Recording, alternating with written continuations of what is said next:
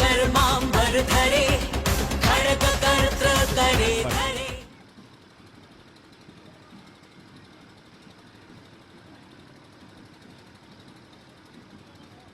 শহরের সমস্ত বারোয়ারি তাদের শোভাযাত্রা এগিয়ে নিয়ে যাবেন, এটাই আমরা কামনা করি। এখন আরেকটি বাদ্যযন্ত্রের দল আমাদের সামনে।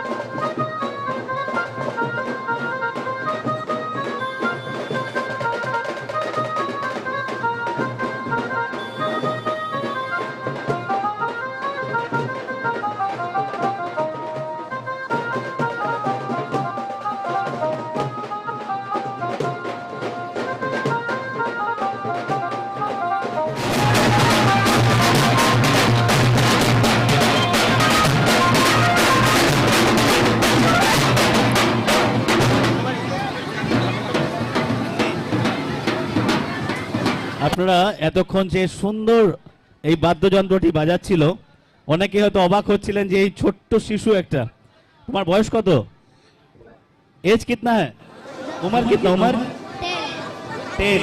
10 বছরের একটা শিল্পী ইতিমধ্যে চুচুড়ার রাজপথে।